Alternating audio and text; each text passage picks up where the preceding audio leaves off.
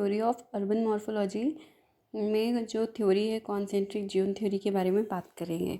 So guys, ये अगर आप पीजी कर रहे हैं ज्योग्राफी से तो ये बहुत ही ज़्यादा इंपॉर्टेंट थ्योरी है अर्बन ज्योग्राफी की, और ये आपको पता होना बहुत ज़रूरी है। इसमें बहुत बार अगर आप अपने स्पेसिफिक फील्ड से रिलेटेड कोई कॉम्पिटिशन एग्ज़ाम दे रहे हैं उसमें भी इससे क्वेश्चन आते हैं। तो so guys, let's start and continue.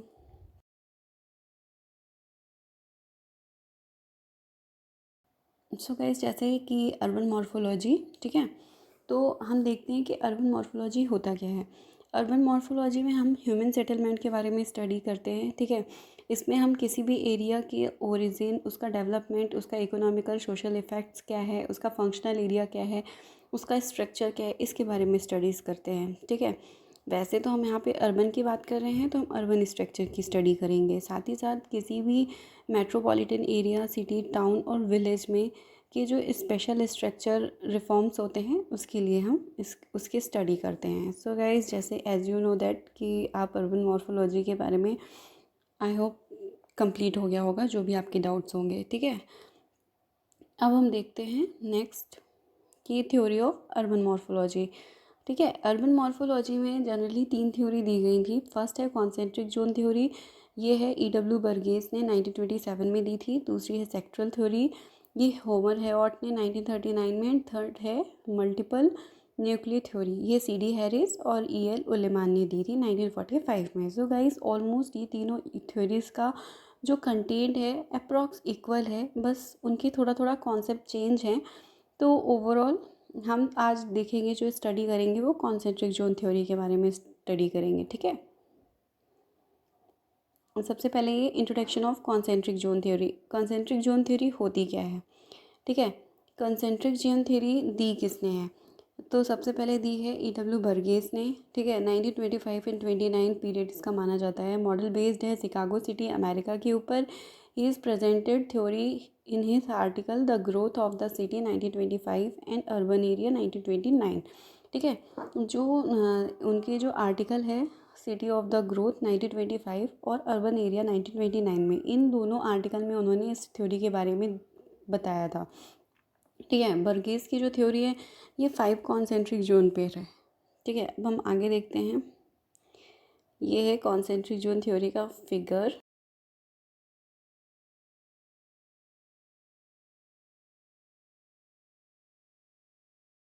Third है zone of working man, and then fourth zone of middle class dwellers, and less fifth है द कम्यूटर जोन, ठीक है गाइस।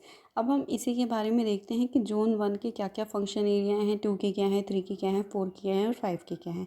So let's continue. सबसे पहले हम देखते हैं जोन 1 जो CBD एरिया है क्या है।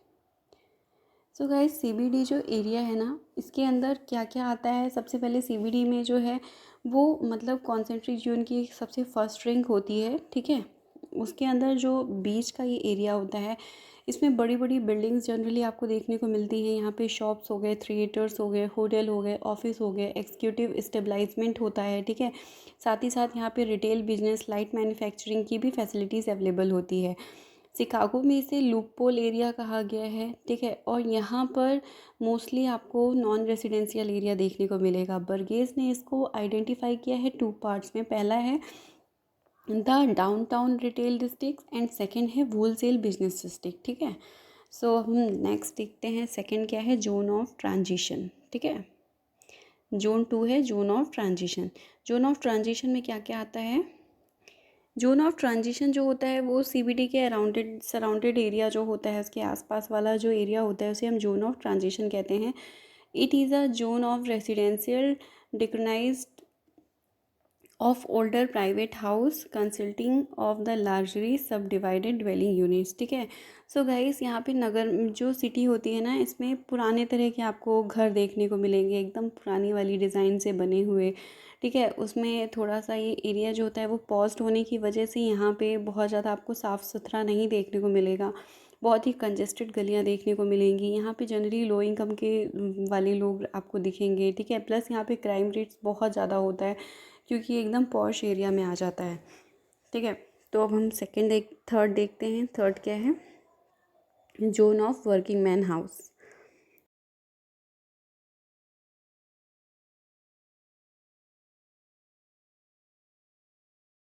इंडस्ट्री में काम करने वाले जो लेबर क्लास लोग होते हैं वो इस एरिया में आसपास आपको देखने को मिलेंगे।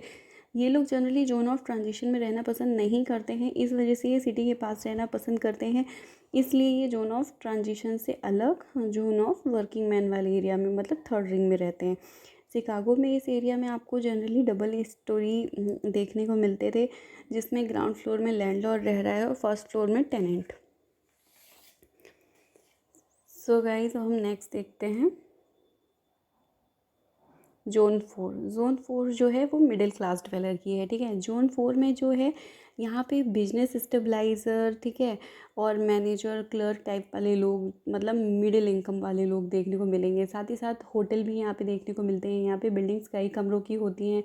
मकान में थोड़ा सा स्पेशियस आपको दिखेगा गार्डनिंग के लिए, थोड़ा मतलब सिटी से आउटर होता है जनरली, तो यहाँ पे एरिया भी आपको इनफ देखने को मिल जाता है घर के साथ साथ। सो ये हो गया हमारा जोन 4 मिडिल क्लास ट्वेलर, ठीक है। अब हम देखते हैं जोन 5 है द कम्यूटर जोन, ठीक है।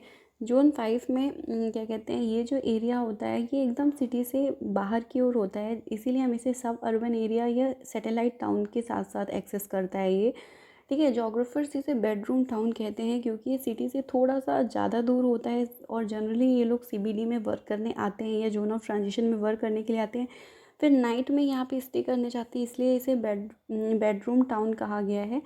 और यहाँ से मेन सिटी में जाने में अप्रॉक्स 1 to 2 आवर्स लग ही जाते हैं, क्योंकि ये थोड़ा सा सिटी से एकदम आउटर एरिया पे होता है, तो इसलिए इसे कम्यूटर जोन कहा गया है या हाई रेसिडेंशियल एरिया कहा गया है। सो नेक्स्ट, अब हम इसके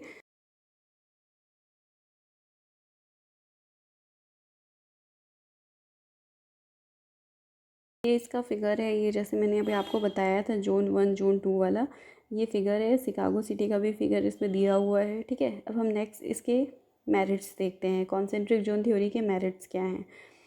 तो क्विंस ने कहा है कि most of cities confirm at least रफली टू द बर्गेस पैटर्न। उन्होंने बताया कि बर्गेस के पैटर्न के अकॉर्डिंग थोड़ा थोड़ा और भी जो सिटीज़ हैं उससे मैच करता है, ठीक है। और क्या कहते हैं, हैगेट और चोले ने कहा है कि ये जो रिलेशनशिप ऑफ द जनरलाइजेशन है कि जनरली सिटी में एक इस तरह का पैटर्न देखने को मिलता है। तो इसमें हम ये कहेंगे कि मतलब ओवरऑल इसमें डीमेरिट्स क्रिटिज़म कम है, मेरिट्स भी इक्वल हैं, ठीक है। अब ये क्रिटिज़म देखते हैं कॉन्सेंट्रिक जोन थ्योरी के।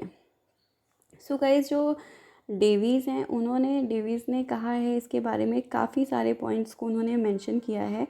तो सबसे फर्स्ट पॉइंट है उनका ये कि जो सिटी का जो मॉडल है सीबीडी या पूरा सिटी का जो मॉडल है वो ज़रूरी नहीं है वो सर्कुलर फॉर्म में ही हो, वो रेक्टेंगुलर या स्क्वायर फिगर में भी हो सकता है, स्ट्रक्चर में हो सकता है। जनरली जो सिटी होती है वो अगर एक्सेस करती है तो वो रेडियल फॉर्म में वर्क करती है, ठीक है। तो और उन्होंने साथ ही साथ ये भी कहा है कि जो सिटी का सेंटर के बाहर की ओर जो एरिया होता है वो रेडियल स्ट्रीट के साथ ही साथ जिसमें सब सेंटर भी होते हैं, क्योंकि वो सिटी से आउटर आप जैसे जैसे जाते जाओगे तो आपको सब सेंटर भी मिलते जाते हैं। ज़रूरी नहीं है कि किसी सिटी में केवल एक ही सीबीडी एरिया हो, बहुत सारे सीबीडी भी हो सकते हैं अगर एरिया में।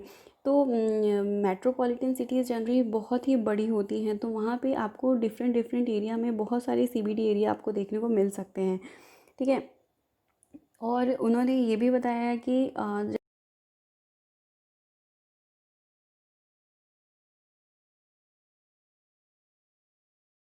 ट्रांसपोर्टेशन मतलब रेलवे हो उसके आसपास भी आपको इंडस्ट्री देखने को मिलती है। साथ ही साथ उन्होंने बताया है कि जो इंडस्ट्री है वो ट्रांसपोर्टेशन एरिया के पास होने के साथ साथ वो लो इनकम ग्रुप वाले लोग जो होते हैं उसी के आसपास रहना पसंद करते हैं। मतलब जहाँ पे आपको इंडस्ट्री देखने को मिलेगी वहाँ पे भी आपको लो इनकम ग्रुप वाले लोग देखने के लिए मिलेंगे। ज़रूरी नहीं है कि लो इनकम ग्रुप के लिए स्पेशली कोई एक एरिया डिसाइडेड होता है, वो कहीं पे भी जहाँ पे अगर इंडस्ट्री है वो उसके आसपास रहना पसंद करते हैं, क्योंकि वो उनकी सैलरी भी बचती है, साथ ही साथ उनको जाना आना काफ़ी इजी गोइंग होता है और उनका उस पर टाइम वेस्ट नहीं होता है।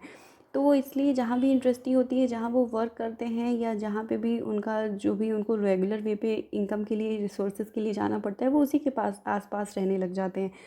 And finally middle high class वाले लोग जो हैं उनके लिए कोई स्पेसिफिक एरिया नहीं होता है, वो किसी भी एरिया में देखने को मिलते हैं। ज़रूरी नहीं कि वो जोन 1, 2, 3, 4 या 5 किसी स्पेसिफिक एरिया में देखने को मिले।